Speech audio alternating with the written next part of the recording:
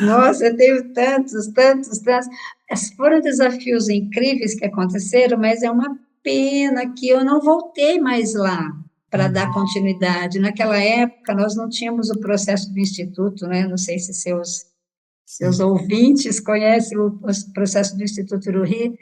Então, você ia para uma comunidade, ensinava a fé e voltava, mas aí você não podia voltar de novo, porque era muito longe, e Sim. não deixava ninguém lá no local para continuar o trabalho, né? Às Não vezes tinha o até processo de às instituto vezes, estabelecido. às vezes até voltava, mas demorava muito para voltar, né? Muito, muito.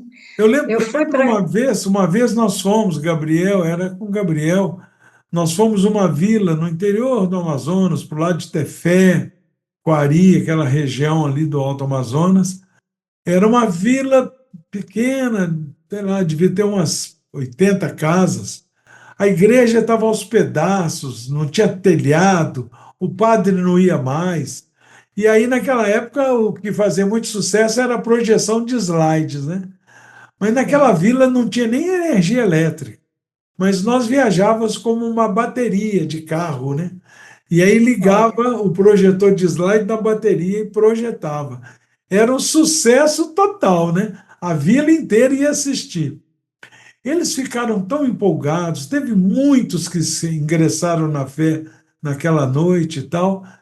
E, enfim, passamos ali acho que 2 ou 3 dias, depois fomos embora, prometendo que a gente ia voltar. E nós só conseguimos voltar um ano depois, porque naquela noite nós elegemos uma assembleia espiritual local, porque tinha mais de maravilhoso. 9 barrais ali.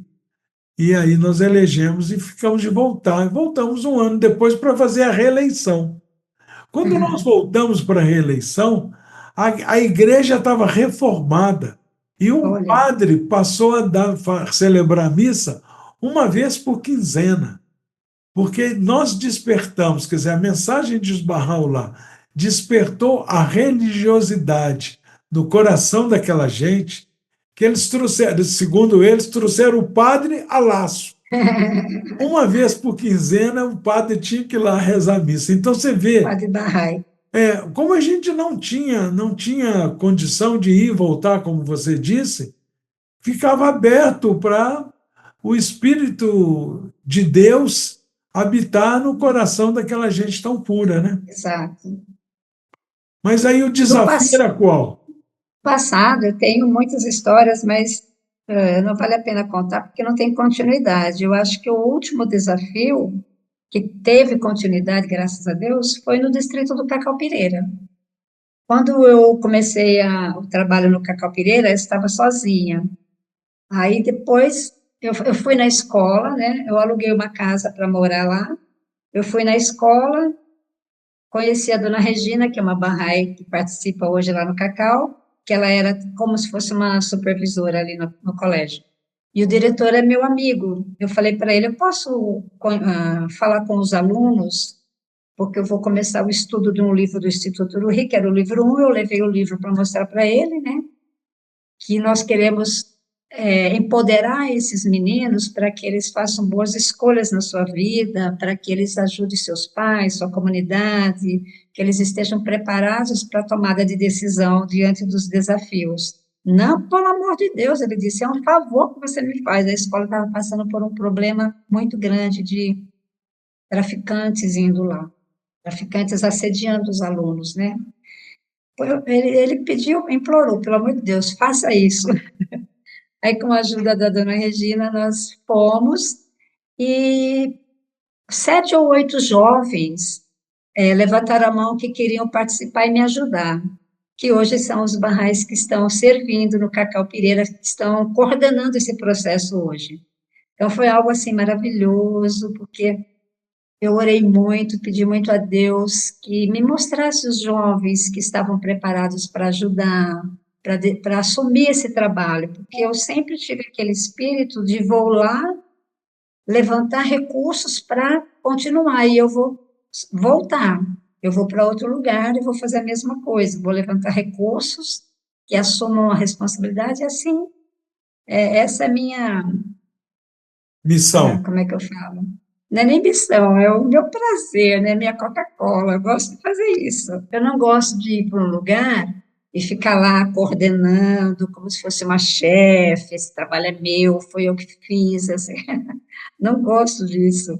Eu gosto realmente de preparar as pessoas para que elas assumam a Eu acho responsabilidade. que o melhor caminho é esse, né? É isso que está, a proposta do Instituto Ruri é essa, né? E quando eu fui morar lá, uma mulher sozinha, numa casa, e coincidentemente, todos os jovens que se levantaram para me ajudar eram homens. Não tinha uma menina, era tudo homem. Aí eles iam para minha casa para estudar o livro um e eu fazia um lanche para eles, e eles iam fazer o livro um. E na frente da minha casa morava um pastor, não sei nem que igreja ele era, que eu fiquei tão assustada com aquele homem. Aí ele via aquele monte de meninos entrando em casa, acho que ele pensa, o que será que ele pensava, né? A gente só estudava. Normalmente eu estudava até na varanda, que era para as pessoas verem o que eu estava fazendo, né? Para não levantar suspeitas. Sim. As pessoas têm a mente muito malvada. Aí uma noite eu estava dormindo e eu tinha dois portões, tinha uma varanda, dois portões, aí à frente da cozinha uma área de serviço e o último quarto era o meu quarto e o banheiro. Eu escutei quando pulou o portão.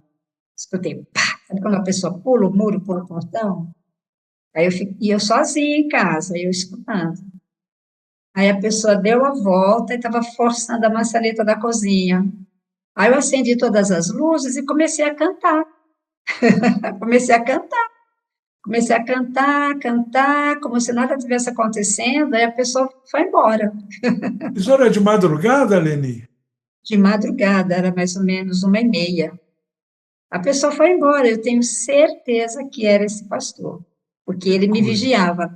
À noite, os meninos iam embora e o portão era de madeira e tinha uma brecha assim, que dava para a calçada dele. Eu olhava, eu via a calçada dele, e eu via ele na calçada assim, sabe, tentando entender onde eu estava, se eu estava no quintal, se eu estava na sala.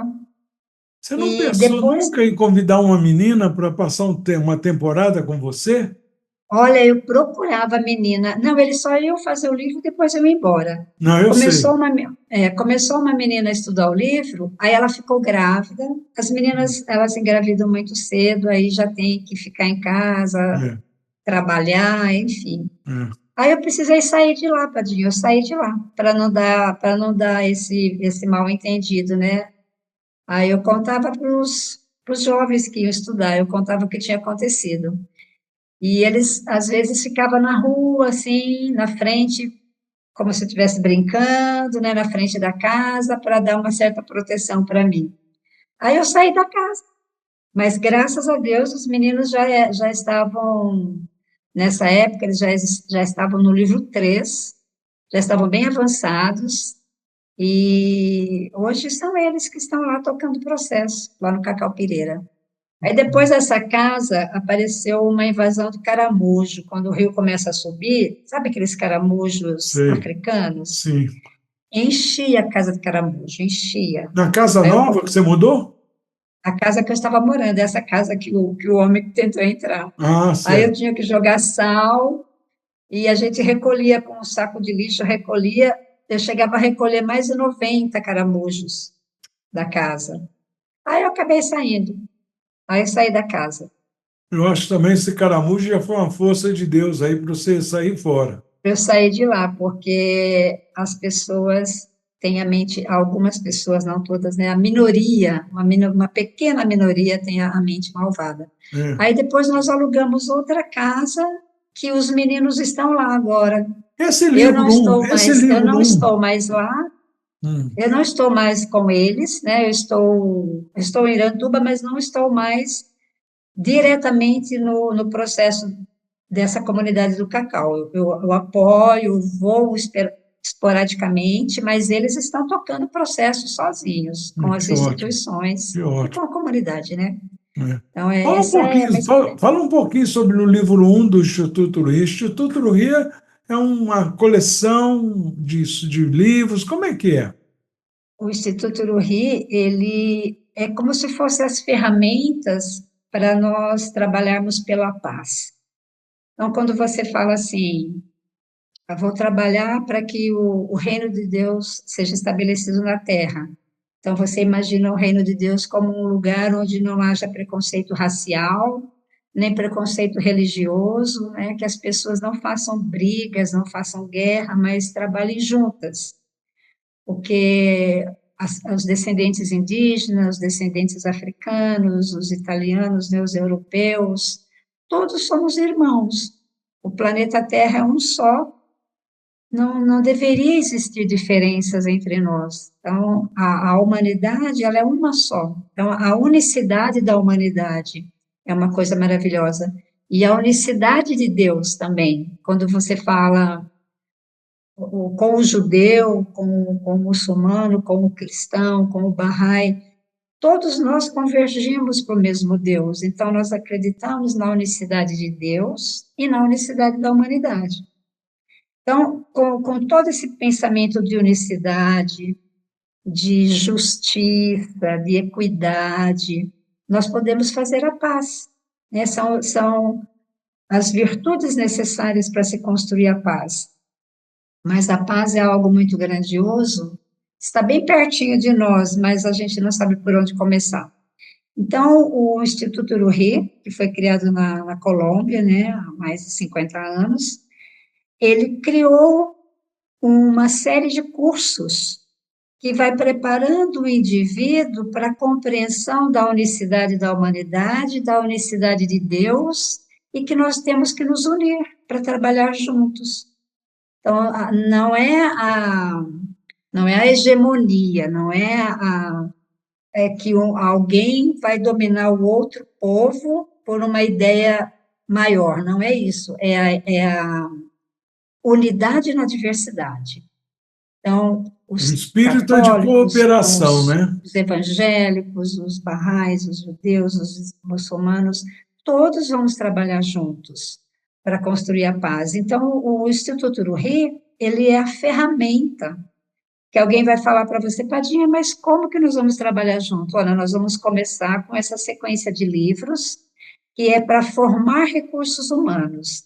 Aí, depois que você já formou os recursos humanos, ele vai atuar em diversas frentes. E essa atuação, ela também vai sendo construída. À medida que vamos praticando, vamos fazendo os ajustes e vamos trazendo novas ideias e melhorando.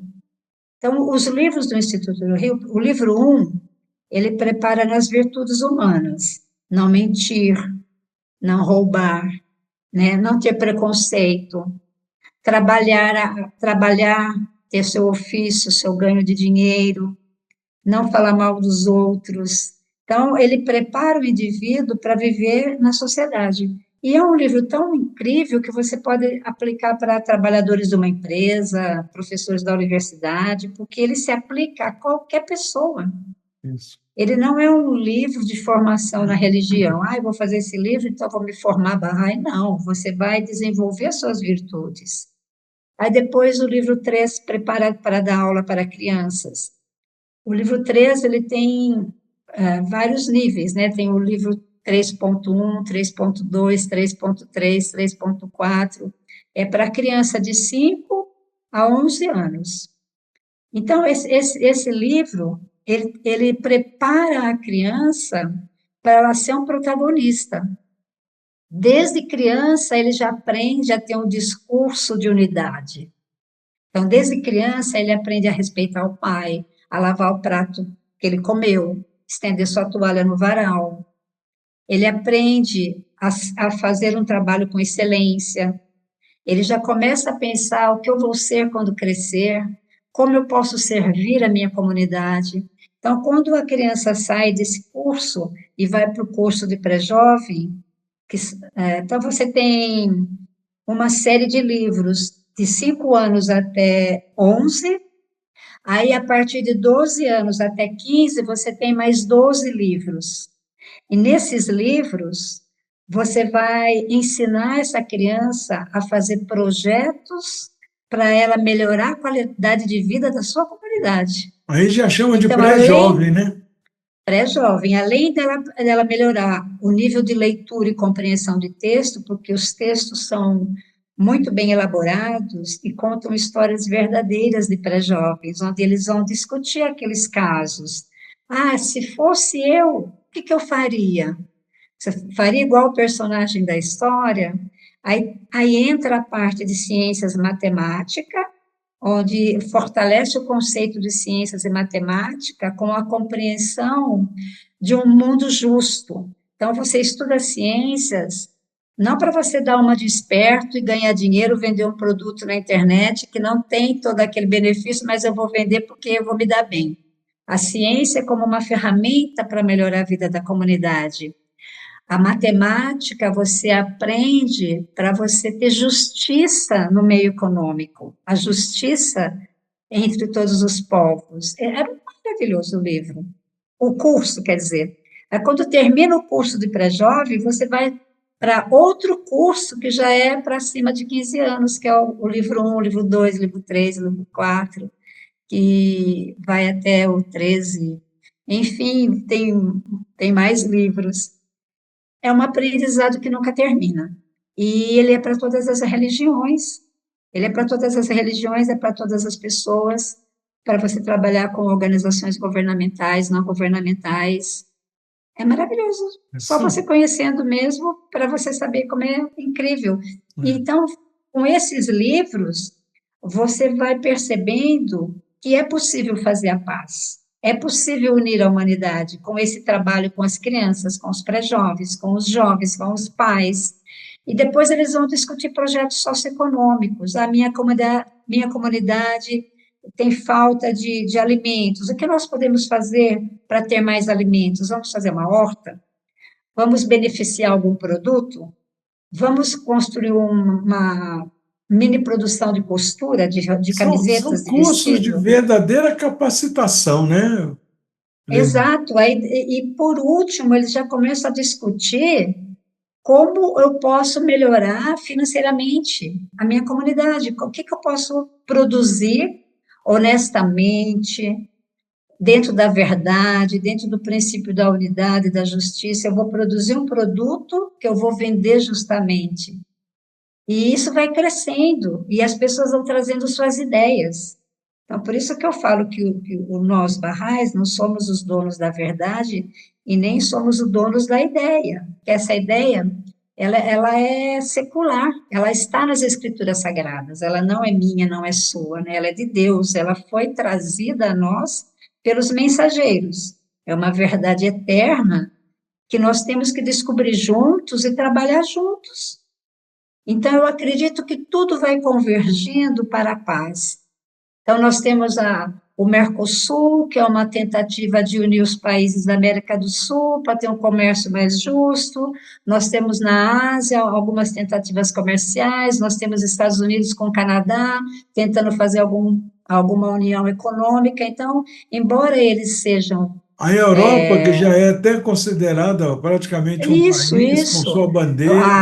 A união geopolítica, né, ela existe, então a gente, não tem como a gente negar que não existe a união geopolítica. Então vai chegar algum momento que o trabalho das comunidades que nós estamos fazendo, ele vai entrar em interseção com essas outras iniciativas que tem no mundo. Então, as iniciativas dos países, né, dos estados, dos blocos de estados da União Europeia, estados da América do Norte, estados da América do Sul, vai ter um momento que o nosso trabalho ele vai entrar em interseção. Então, as ideias deles vão se somar com as nossas vão se somar com as deles, e nós vamos encontrar um caminho para a paz. Então, o caminho não está definido. Nós temos que ir procurando e nos ajustando e discutindo e fazendo, nós não podemos parar. E também temos que mostrar para os nossos amigos que não é uma ilusão, não é um romantismo, é algo palpável. Tá? Você vai lá na Vila do Boa, em Brasília, em São Sebastião, você vai lá no distrito do Cacau Pireira, em Iranduba, você vai lá no Gilberto Mestrinho, em Manaus, você vai ver que esse trabalho é real, ele É, dá frutos. qualquer parte do mundo é o mesmo sentimento, né? É, E a melhora, a gente começa a perceber, através desses cursos, que a melhora do mundo é é. possível, né? É possível realizar a melhora do mundo, né? E E aí uma dá coisa, também Padinha, caminhos a trilhar, né? A gente não sabe exatamente como fazer, mas tem caminhos, né? Tem sugestões. isso. Mas, Leni, eu queria comentar uma coisa que eu acho muito importante. Você também não mencionou, mas você também é escritora, Leni. Como é que é o livro? Fala um pouquinho do seu livro. Ai, Padinha, eu amo escrever. Sabe que eu tenho dois livros começados, mas que eu deixei de lado. Eu falo, não, eu estou me aposentando. Quando me aposentar, vou terminar esse livro. Aí não termino. Aí, ai, Mas não vou termina terminar porque você aquele também não outro aposenta, livro. né? Não, acho que não termino de preguiça mesmo. É preguiça.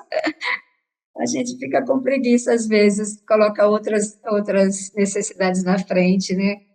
Eu sou uma pessoa apaixonada pela vida, Padinha. Eu sou muito apaixonada por tudo que eu faço. Então, eu amo trabalhar com a comunidade, eu amo escrever, eu amo estar com meus amigos, eu amo estar com a minha família. Então, eu sou uma pessoa muito deslumbrada, né? Amo meus filhos.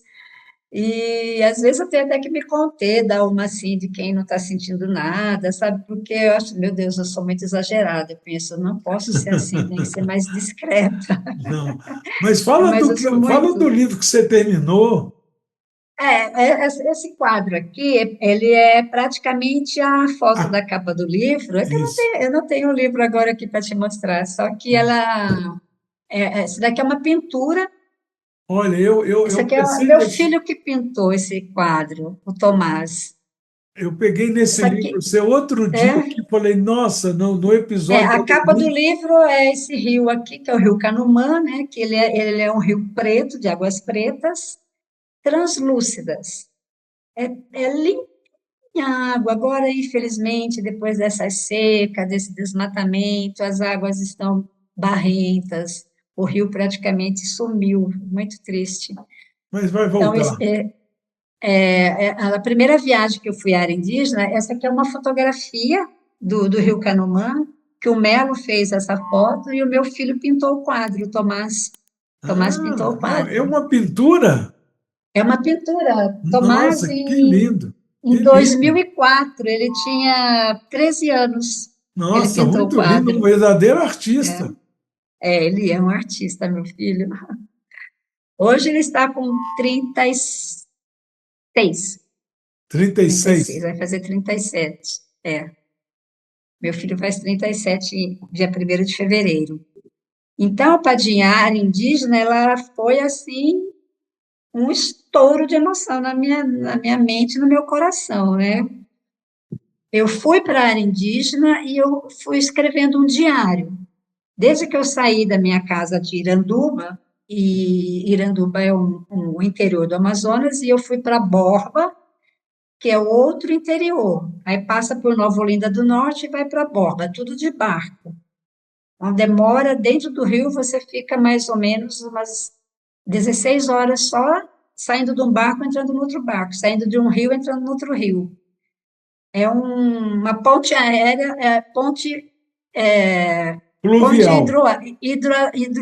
como é? Hidrográfica. É uma ponte fluvial, sai de um barco, entra no outro, sai de um barco, entra no outro. E eu escrevendo, eu escrevendo, eu escrevendo. E as minhas emoções também, eu escrevia das minhas emoções, escrevia poesia. E eu mandei esse diário, eu fiz um diário. Eu mandei para o Irade, na Assembleia Nacional, na época ele era secretário? O Secretário. Irade era. Mandei para o Irade, meu amigo, que a opinião dele era muito importante para mim, né? Mandei o rascunho para ele, o manuscrito, né? Que você acha do meu diário? Você gostou? Aí era dessa grossura. Aí ele teve a paciência de ler tudo e escreveu: Amei, vamos publicar, amei. Passou até pela Assembleia Nacional, acredita? Porque tinha umas poesias falando de beijo ardente, uma poesia que Teve falava. censura, teve censura. Tem que ser da Leni, né? Leni romântica. Aí eu falava que o céu encontrou a água num beijo ardente, aí o Irade, nossa, mas esse beijo ardente aqui não vai pegar bem, passou pela Assembleia Nacional. Aí foi uma coisa linda, o Irade encontrou um financiador que pagou A como fala, a edição. edição do livro, que é meu diário, né? O livro é meu diário. E foi muito bacana, foi algo muito gostoso de escrever, porque era eu inteirinha ali, né? Com toda a minha emoção, e gostoso para quem lia também de ver aquelas aventuras que eu vivia. Eu estou tentando identificar ele aqui, mas está difícil. Aí na área indígena, Padinha, naquela época, eu cheguei na aldeia. A aldeia de Puatá, ela é a aldeia mãe. Então, esse rio aqui, o Canumã, ele tem 13 aldeias. Você vai subindo, esse rio ele pertence aos índios Mundurucus. É dos índios esse rio. Uhum. Eles são os donos do rio, está dentro das terras indígenas. E quando eu cheguei na aldeia, eu fui com um professor indígena que trabalhava na escola Barrai de Iranduba. Ele que me levou. Aí ele me apresentou para o cacique falou assim: Bom, se o Amarildo, que é o professor, trouxe a senhora para cá, é porque a senhora deve ter algo muito importante para falar para nós, senão ele não traria. Aí eu fiquei sentada na frente dele assim, né, porque eu não estava preparada para isso. Eu fui lá para visitar, conhecer. Mas eu fui recebida com toda a diplomacia de um chefe de Estado, porque o cacique, ele representa o presidente da nação Munduruku. Eu estava indo para outro país. A nação Munduruku, ela é um país dentro do Brasil. Ela tem Sim. sua própria língua, seu próprio costume, só que na minha cabeça inocente, ingênua, eu estava indo conhecer o povo do Amarildo. É. Cheguei lá, ele me recebeu com todas as honras de um presidente recebendo outro presidente. Aí eu falei, agora, o que que eu falo para ele, né? O que que eu vim falar? Falei de Bahá'u'lláh, falei da mensagem Bahá'í, falei do Instituto Ruhi, que naquela época a gente nem sabia explicar direito o que que era, né? Ele falou assim, eu acredito que a paz é possível, eu acredito que nós somos um só, e eu acredito que nós temos que trabalhar juntos. Agora eu vou fazer uma viagem para todas as aldeias, e a senhora vai comigo falando tudo isso que a senhora falou para mim, a senhora vai falar para os outros caciques, que cada aldeia tem seu cacique. Que coisa mais linda, né? Eu, por isso que eu falo, a minha vida, ela é realmente um presente de Deus, né? No outro dia, nós subimos o rio, aldeia por aldeia, aldeia por aldeia, aldeia por aldeia. E eu falando. Cada aldeia, ele me apresentava. Essa é a professora Leni de Iranduba, porque eu era diretora da Escola Bahá'í na época, né? Essa é a professora Leni. Ela veio de Iranduba trazer uma mensagem para nós. Ele não interpretou a minha visita, que eu fui lá para conhecê-los. Ele interpretou Sim. que eu fui levar E uma coisa muito como é que importante. fica a situação da FUNAI? A FUNAI não interferia? Não, não, foi muito tranquilo. Depois eu fiz amizade com eles. Eu os convidava para ir comigo nas viagens, fizemos amizade, é É. muito tranquilo mesmo. Tudo tem um propósito, né? E eles são pessoas muito humildes, muito simples, mas eles sofrem muito. Eles estão num processo de sofrimento agora que eu estou pensando como que eu vou ajudá-los. O rio Canumã secou, esse belíssimo rio secou, ficou só barro. E a aldeia de Cuatá, essa que é a aldeia mãe, que mora 1.500 pessoas ali, 1.600 mais ou menos, ela não tem água potável, eles bebem água do rio. Já furaram poços artesianos, tentaram furar poços e não encontraram água. E descendo o rio Canumã, na aldeia de Caiaué, perfuraram o solo e encontraram água, um poço maravilhoso, água de boa qualidade, translúcida, cristalina. Então, agora, nós queremos levar a água da aldeia de Caiaué para coatar com canos de PVC por cima da terra Mas mesmo. esse período que eles Que, chamam, esse período lá, de ah, período seca. de seca. Depois o rio volta, né? Então, só que agora Está ele demorando, não né? volta mais, ele não volta mais com a mesma capacidade. Devido ao desmatamento, o que que aconteceu? Em volta da aldeia de Coatá, alguns garimpeiros ilegais se instalaram para explorar o solo. Então, nós temos garimpo ilegal desmatando em volta da aldeia. Então, com o desmatamento, a água do rio vai secando. Hum. E com a estiagem muito rigorosa, mais ainda que o volume da água diminui. E- Então, eles estão nessa carência de água. Então, tem muitas crianças que adoeceram, muitos adultos que adoeceram com diarreia, as e o infecções problema, outro gastrointestinais. problema grande que já tinha naquela época, a gente Já morava. tinha, agora se tornou grave. Pois é, mas naquela época ainda tinha um outro agravante, quer dizer, que hoje também acho que continua, que é o problema do mercúrio, né? E o que é mais triste é que as autoridades abandonaram os povos indígenas. Pois é. Eles falam com a prefeitura, eles falaram até com o Ministério Público, e ninguém tomou nenhuma iniciativa. Ninguém mexeu uma vírgula para ajudá-los. Eles estão totalmente nas mãos de Deus e entregues a si próprio. É. Eles estão sofrendo muito. Eu tenho muito, muito amor por eles e muita preocupação com eles também, de como nós podemos ajudá-los. Vou fazer uma campanha agora para comprar cano de PVC para levar a água da aldeia de Caiaué para a aldeia de Poatá.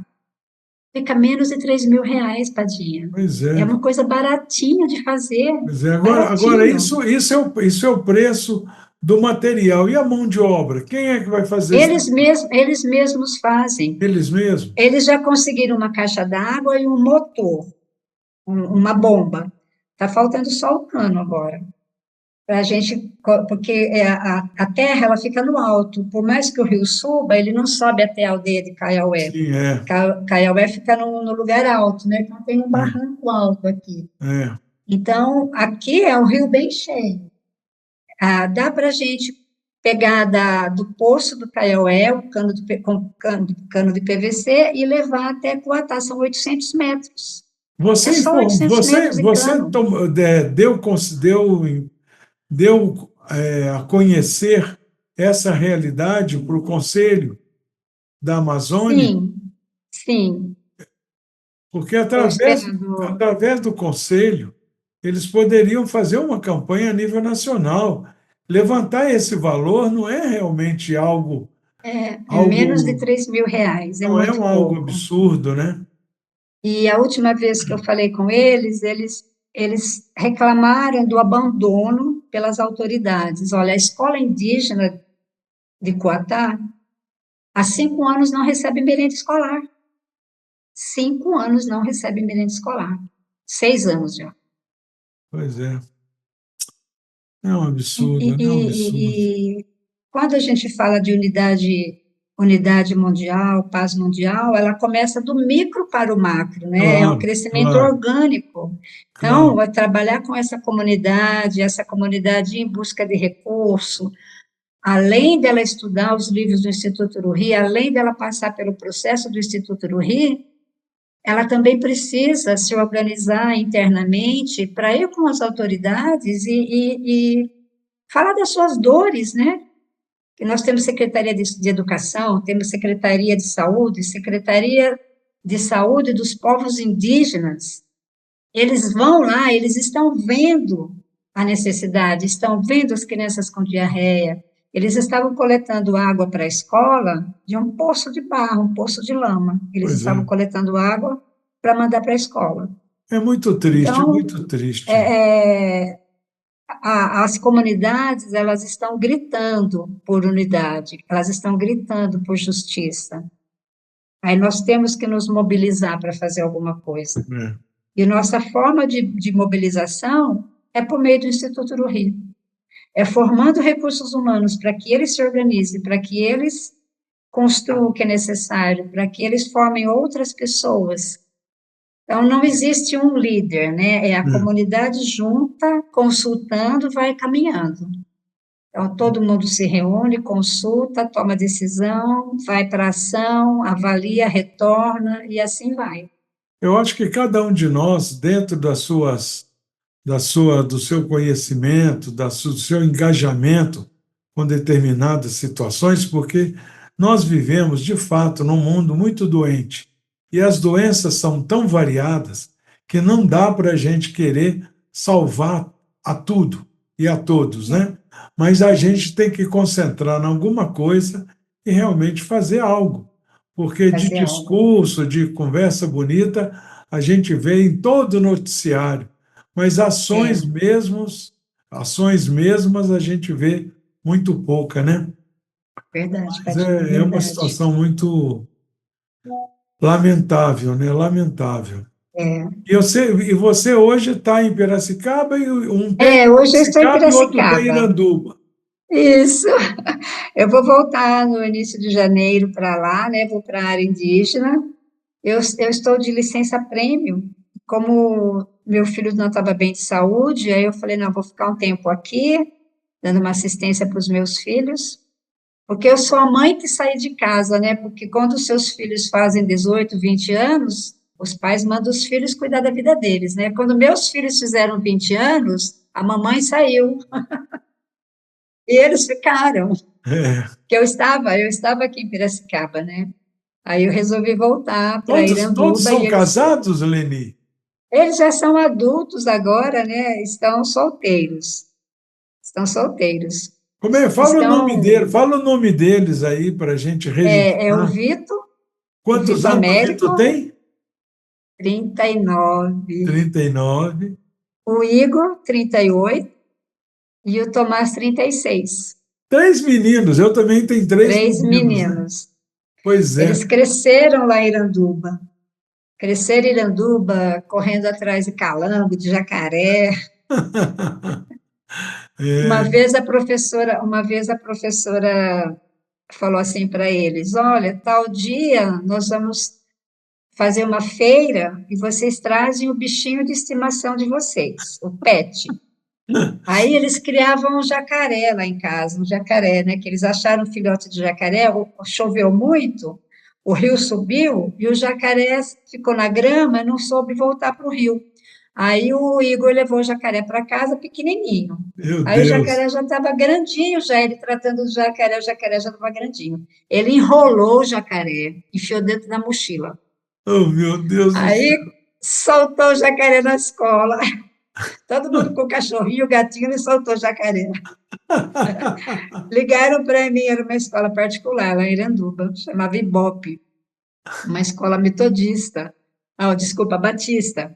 Aí a diretora ligou. A senhora tem que vir aqui agora. Falei, meu Deus, o que será que meus filhos aprontaram? Porque eles viviam aprontando, né? Cheguei lá, o jacaré. E as crianças gritando, iam subir na mesa, corria para cá, a diretora em cima da mesa, a professora em cima da mesa, o jacaré no chão. Meu Deus do céu. Eles eram muito aventureiros, igual eu, né? Não posso Eles nem devem reclamar. sentir falta dessa vida campestre, né?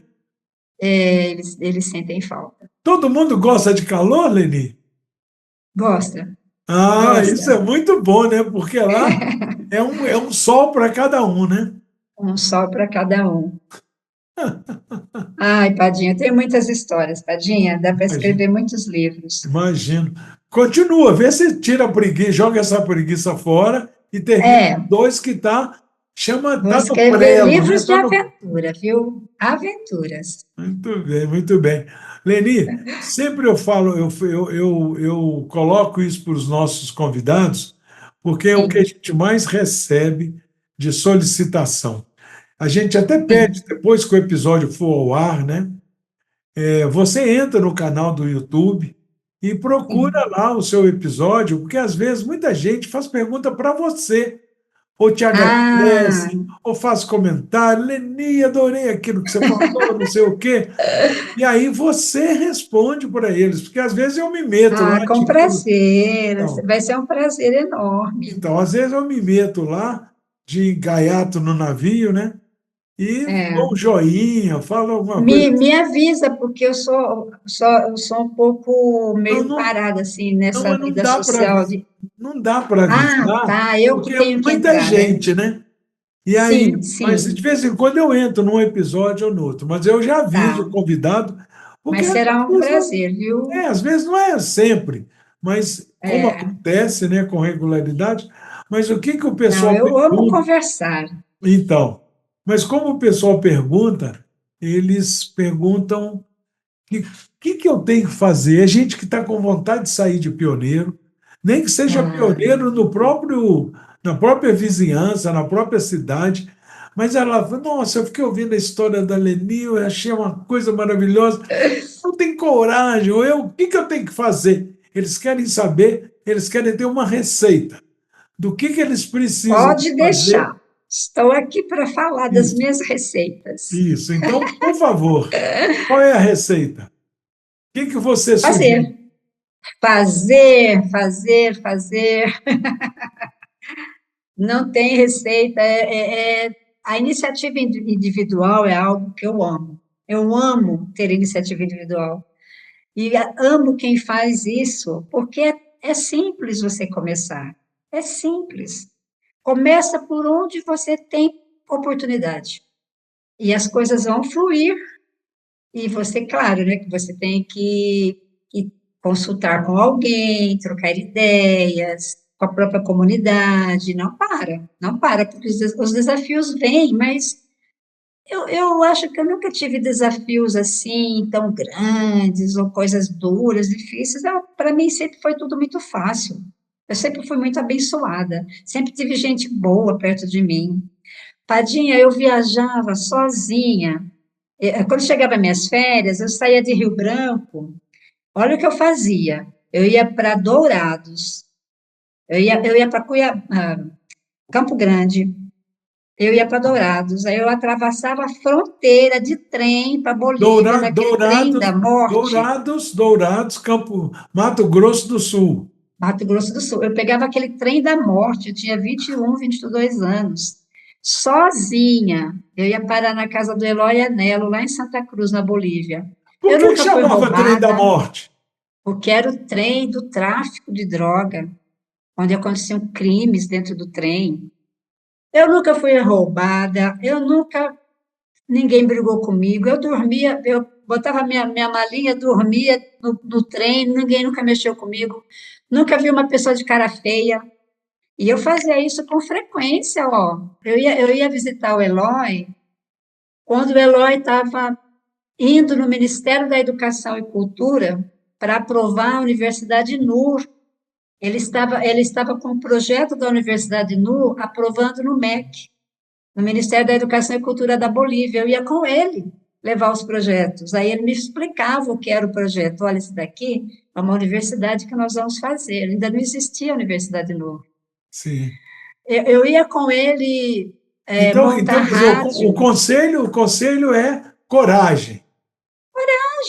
A entrega na mão de Deus, é claro que eu também tomava certas precauções, nem todas, né? Porque eu entrava no trem e esquecia da vida. Mas olha, você me lembrou de um episódio, deixa eu contar rapidinho, que é muito interessante essa coragem sua de viajar no trem da morte.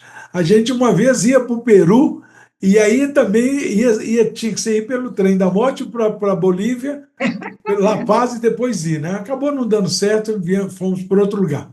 Mas tinha um barrai colombiano que ele vivia em Letícia, que é a cidade que faz fronteira com Tabatinga, no Amazonas.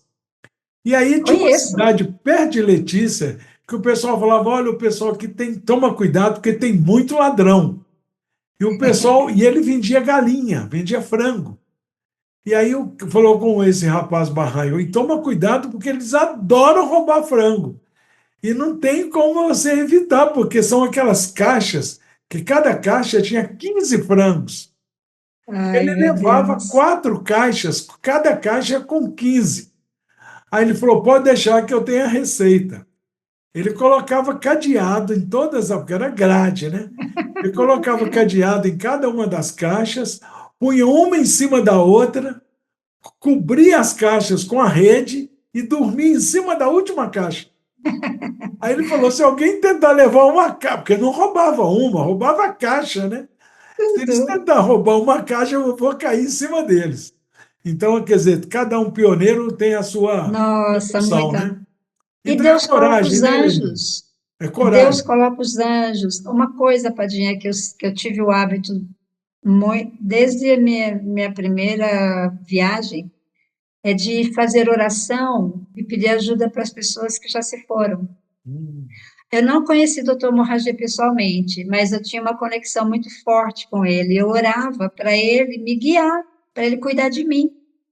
E no dia que ele morreu, eu meu pai tinha morrido, né? Meu pai infartou. E o doutor Morragia também infartou. Eu sonhei com meu pai em um palco com microfone. E ele estava com o microfone, ele caía. Aí eu falei para a Kátia, falei, nossa, Kátia, eu tive um sonho essa noite com meu pai fazendo palestra. Meu pai era um homem rural, né? Meu pai nunca fez palestra. Ele era cantor. Meu pai ah, cantava. Eu falei, eu vi meu pai num palco com microfone dando uma palestra e ele caía. Aí ela falou: Ah, você está com saudade, vamos fazer oração para ele. Fizemos oração. Aí eu fui dormir. Sonhei de novo, o mesmo sonho. Acordei no meio da noite, orei, orei. Falei: Meu pai está se comunicando comigo. Pensei. Aí no dia seguinte, chegou um telegrama da Assembleia Nacional que o doutor Morragi havia falecido quando ele estava dando uma palestra. que coisa. Acredita? E ele ficou meu anjo. Eu comecei a orar para ele ficar comigo. Eu falava assim, onde eu ia, eu falava, doutor Marragi, fica comigo, vai comigo, vamos comigo. E ele ia, porque tudo dava certo. Eu encontrava anjos na minha frente. Uma vez, olha só o que aconteceu. Eu fui para a casa do Eloy, eu cheguei 2 horas da manhã na casa do Eloy. Lembrando que Eloy Anelo foi conselheiro. Foi conselheiro, ele já faleceu. E É. ele não estava em casa. Aí eu paguei o táxi e fui bater palma na casa dele. E o táxi não foi embora. Ficou ali esperando que alguém abrisse a porta para eu entrar. Aí o motorista falou assim para mim: não tem ninguém em casa? Eu falei: nossa, parece que não tem ninguém em casa. Ele falou assim: entra aqui, não fica na rua, eu vou te levar para um hotel. E eu nunca tinha ficado no hotel na Bolívia, nunca. Comecei a ficar nervosa, né? Para onde esse homem vai me levar? Imagine, ele podia me levar para onde ele quisesse, era 2 horas da manhã. Sim.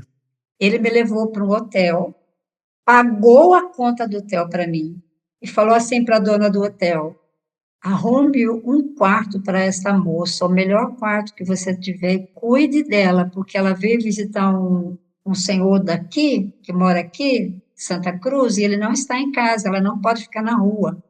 O homem, ó, não sei quem é o homem, eu nunca vi o homem. Nunca mais você viu A mulher depois? me. Nunca mais eu vi o homem. Ele era um taxista. Eu quis pagar o hotel, porque eu tinha levado dinheiro, que nosso dinheiro vale mais, né, do que o peso boliviano, eu tinha dinheiro.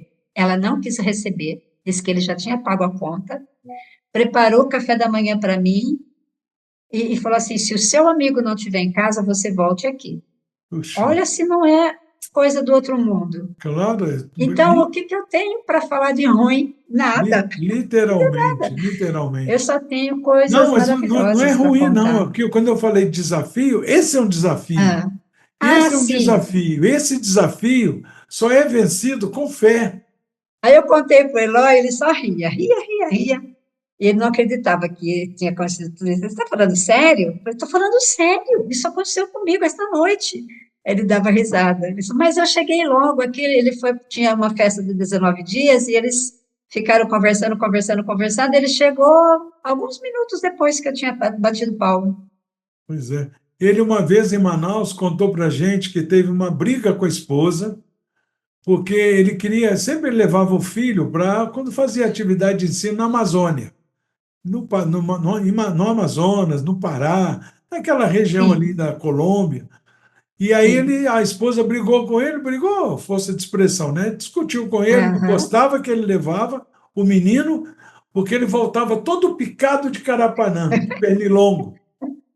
Aí ele falou com a esposa: eu levo ele para sair para ensino comigo, mesmo ele voltando todo picado de Carapanã, de pernilongo, porque é melhor agora ele voltar picado de pernilongo do que no futuro voltar das festas picado por Nossa, cocaína. nossa, Então, é realmente é uma verdade. coisa assim, se a gente quer proteger nossos filhos, Tem que realmente pôr no ensino. coloca eles no caminho de Deus. Não É, deixa, hoje a gente vê muitas crianças, a gente não deve impor o que a criança deve comer, não tem que ser o caminho do meio, mas também falar com a criança, o é, que que você quer comer, meu filho? E a criança escolher, a criança não tem noção, ela vai querer comer salgadinho com Coca-Cola. Então, verdade. eu acho que é papel dos pais educar as crianças a ter uma alimentação saudável. A mesma É, coisa com relação ao espiritual. Ah, eu não trouxe meu filho para a reunião porque ele não estava afim. Esse não está afim, pode não estar afim é, agora, mas depois ele vai ser convidado para locais que ele pode ser que ele esteja afim. Então a gente tem que. Padinha, nesse assunto de almas, né, de mundo espiritual, eu acredito muito na vida após a morte. Eu Eu também, acredito muito que as pessoas boas que se foram, não precisa ser necessariamente Bahá'í, pessoas boas que se foram, que estão em claro. outro mundo, estão servindo a este mundo. E quando nós pedimos ajuda para eles, eles Claro, vêm nos ajudar. E claro. uma vez uma pessoa falou assim para mim: Ah, você estudou enfermagem, você fez mestrado na Unicamp, por que você não fica aqui trabalhando, você tem um excelente salário, você vai ter seu carro? Eu falei, não é isso que eu quero para a minha vida, porque quando eu morrer, eu vou encontrar esses anjos que me ajudam hoje, eles vão dizer, poxa vida, nós estávamos do seu lado, o que você fez com a nossa ajuda? Você fez coisas para você? Você viveu a sua vida para quê? Que nada nessa vida é permanente, né? É a lei da impermanência. Então, Exato. tudo que nós estamos vendo de material, na verdade, não existe, é um agregado de átomos. Se houver uma química, ele se dissolve. Esse computador, ele não é real, Exato. ele não existe. Mas ele está aqui, eu estou pegando dele, ele existe. Não existe. Se fizer uma química nele, ele vai se dissolver, ele vai sumir. O nosso corpo não existe. Tanto é que quando uma pessoa morre, fica Se só os decompõe. ossos. É, O que é real? É a minha, é o meu intelecto, é a minha alma. E Abdu'l-Bahá fala que a alma, ela guarda o intelecto. O intelecto não está no meu cérebro, porque meu cérebro vai sumir debaixo da terra, ou de qualquer jeito ele vai sumir. Mas o meu intelecto não some, ele vai comigo para a vida após a morte. Então, pensando nessa prestação de contas na vida após a morte, eu tenho essa motivação para trabalhar, eu tenho essa alegria, porque eu sei que quando eu chegar do outro lado, eu vou encontrar esses anjos e a gente vai se abraçar. E eles vão dizer: Poxa, que legal, eu fui lá com você, nós fizemos isso, nós fizemos aquilo. Então, não fui eu que fiz nada sozinha. Foram exatamente. os anjos comigo, os anjos, eu sinto, sabe, a presença dos anjos. Eu Fizeram sinto juntos, né? Fizeram juntos. quando eu estou trabalhando na comunidade, eu nunca saio sem orar. Aí eu oro pela doutora Kátia Suzuki, pelo doutor Suzuki, pelo senhor pai do Irade, né? Egirari, Jalal Egirari, doutor Moradier, Marta Aruti, Shahin, Edmund Misler, que é pai do Bob Misler.